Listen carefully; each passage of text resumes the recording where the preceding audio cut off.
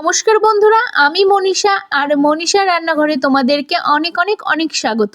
আজও চলে আসলাম নতুন একটা রেসিপি নিয়ে। তো চলো রেসিপিটা দেখে নেওয়া যাক। শীত তো পড়েই গেছে আর শীতের সিজনে তো ফুলকপি না খেলে শীতটা শীত মনেই হবে না। তো আজ চলে এসেছে এটা ফুলকপি আর পার্শে মাছের রেসিপি দিয়ে। আমি ফুলগুলো ছোট ছোট করে কেটে নিয়েছি, তারপরে একটু জলের মধ্যে ভাপাতে দিয়ে দিয়েছি, তার মধ্যে সামান্য পরিমাণে লবণ নিয়ে নিয়েছি, তারপরে পার্শে মাছগুলো নিয়ে নিয়েছি আর পার্শে মাছের লবণ হলুদ মাখিয়ে নেব। ফুলকপিগুলো বেশি আমার ভাপানোর দরকার নেই, হালকা ভাপালেই হবে। শীতের ফুলকপি বেশি ভাপানোর দরকার হয় না।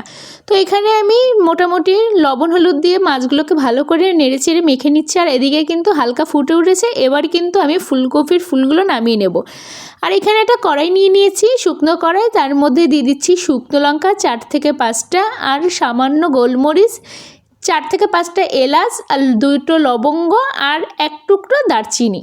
এটাকে ভালো মোটামুটি লাল লাল করে ভেজে নেব। তারপরে আমি দিয়ে দেব গোটা জিরে অল্প পরিমাণে। তো গোটা জিরে দিয়ে দিয়েছি। এবার ভালো করে নেড়ে চেড়ে একটু হালকাভাবে ভেজে নেব, বেশি খুব লাল করবো না, নাহলে পুড়ে যাওয়ার সম্ভাবনা থাকে। তারপরে কড়াইয়ের মধ্যে তেল দিয়ে দিয়েছি। তোমরা চাইলে সর্ষের তেলে রান্না করতে পারো, আমি কিন্তু সর্ষের তেলেই করি, কিন্তু আজ সাদা তেলে করছি।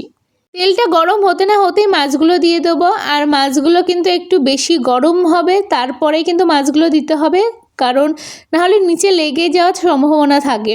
আর দেখছো নিচের পিঠটা কিন্তু হয়ে গেছে, প্রায় লাল লাল হয়ে গেছে। এবার কিন্তু উল্টে পাল্টে দেবো, দুদিকে কিন্তু ভালোভাবে লাল লাল করে ভেজে নেব। তো যতক্ষণ ভাজিটা হতে থাকুক। আর তারপরে আমি দিয়ে দিচ্ছি এর মধ্যে তেলের মধ্যে আলু, সেই মাছের তেলের মধ্যে আলু দিয়ে দিয়েছি। আলুগুলো মোটামুটি একটু লাল লাল করে ভেজে নেব। আর দেখছো হালকা লাল লাল করে ভেজে নিয়েছি। আর এর মধ্যে যে ফুলকপিগুলো ভাপিয়ে রেখে দিয়েছিলাম, সেই ফুলকপিগুলো কিন্তু এই আলুর মধ্যে অ্যাড করে দেবো। ফুলকপি নামানোর 2 মিনিট আগে কিন্তু আমি আলুগুলোও দিয়ে দিয়েছিলাম, সুতরাং আলুগুলো কিন্তু হালকা ভাপিয়ে নিয়েছিলাম। আর এই ফুলকপিগুলো অ্যাড করে দিয়েছি। এবার ফুলকপিগুলো ভালোভাবে নেড়ে চেড়ে নেবো তেলের মধ্যে। আর ফুলকপিতে কিন্তু প্রচুর তেল টানে, তো ভাপিয়ে নিলে কিন্তু তেলটা অনেকটাই কম লাগে। তারপরে আমি লবণ আর হলুদ দিয়ে দিচ্ছি। লবণ আর হলুদটা দিয়ে ভালোভাবে মিক্সড করে নেব। আর এখানে আমি মশলা করব, সেটাই দেখাচ্ছি তোমাদেরকে। এখানে আদা, সামান্য জিরে, এখানে আমি একটু জিরে গুঁড়ো ইউজ করেছি, আর কাঁচা লঙ্কা আর কয়েকটা গোলমরিচ। তো এখানে গোলমরিচ না দিলেও তোমরা পারো, কারণ যেহেতু ওখানটাতে ভাজা মশলার মধ্যে গোলমরিচ অ্যাড করছি, এই জন্য গোলমরিচ না দিলেও ব্যবহার না করলেও হবে।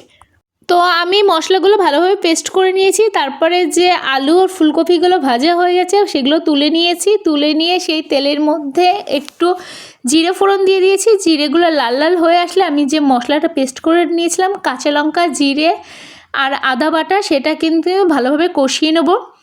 তারপরে এই মশলার মধ্যে আমি অ্যাড করে দিচ্ছি হলুদ গুঁড়ো। হলুদটা দিয়ে কিন্তু আমাদের ভালোভাবেই কষাতে হবে, যাতে হলুদের গন্ধ না লাগে। আবার আদা আছে, জিরে আছে, সেটার কাঁচা গন্ধ যাতে না লাগে, তাই জন্য বারবার নেড়ে চেড়ে কষাতে হবে। আর খেয়াল রাখতে হবে নিচে যেন না লেগে যায়, তো এই জন্য বারবারই ভালোভাবে নেড়ে চেড়ে দিতে হবে। তারপরে আমি দিয়ে দিচ্ছি ফুলকপি আর সামান্য লবণ। ফুলকপিগুলো দিয়ে কিন্তু আমাদের ভালোভাবে নেড়ে চেড়ে নিতে হবে, না হলে কিন্তু নিচে লেগে যাওয়ার সম্ভাবনা থাকে। এই সময় আঁচটা একদম আস্তে দিয়ে রাখতে হবে। তো লো টু মিডিয়াম দিলেই হয়ে যাবে, কারণ ফুল যদি হাই ফ্লেমে দেওয়া হয় তাহলে কিন্তু অনেক সময় পুড়ে যায়, মশলা ভালো কষানো যায় না। তো আমার কিন্তু প্রায় কষানো হয়ে এসেছে। আমি পাশে কিন্তু জল গরম বসিয়ে দিয়েছিলাম, আর এখানে কিন্তু আমি গরম জল ব্যবহার করছি, যাতে টেস্টটা ভালো হয় আর ঝোলটা তাড়াতাড়ি ফুটে ওঠে।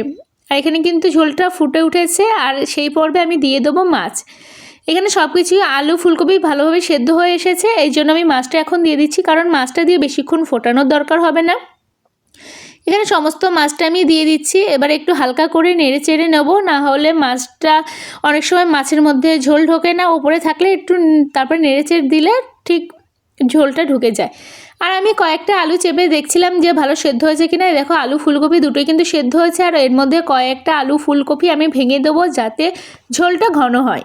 এখানে কিন্তু আমি কয়েকটা আলু ফুলকপি ভেঙে দিয়েছি, আর ঝোলটা কিন্তু অনেকটাই ঘন হয়ে গেছে। আর ওখানে যে আমি একটা মশলা বানিয়ে নিয়েছিলাম, ভেজে নিয়েছিলাম প্রথমে, সেটাকেই কিন্তু গুঁড়ো করে একটা মশলা বানিয়ে নিলাম। আর কালারটা দেখেছো একদম পুরো কিন্তু চেঞ্জ হয়ে গেছে, কারণ এখানে কিন্তু আমি কাঁচা লঙ্কা ব্যবহার করেছিলাম আর ওখানে কয়েকটা শুকনো লঙ্কা ব্যবহার করেছিলাম, এই জন্য কিন্তু এই ভাজা মশলার জন্য কালারটা পুরোটাই চেঞ্জ হয়ে গেছে। তারপরে আমি এইটা 2 মিনিট ফুটিয়ে নিয়ে তারপরে নামানোর আগে দিয়ে আমি দিয়ে দিচ্ছি এখানে কুচানো ধনেপাতা। এখানে ধনেপাতা কুচিয়ে নিয়েছিলাম। তোমরা যারা ধনেপাতা খেতে চাও না তারা কিন্তু না দিলেও পারো, কারণ ভাজা মশলারই একটা টেস্ট আছে। তো এখানে ধনেপাতাটা ব্যবহার করতেও পারো, না করতেও পারে, সেটা তোমাদের একান্তই পার্সোনাল ব্যাপার। তো এখানে কিন্তু আমার একদম ফুলকপির পাতলা ঝোল রেসিপিটি কমপ্লিট হয়ে গেছে।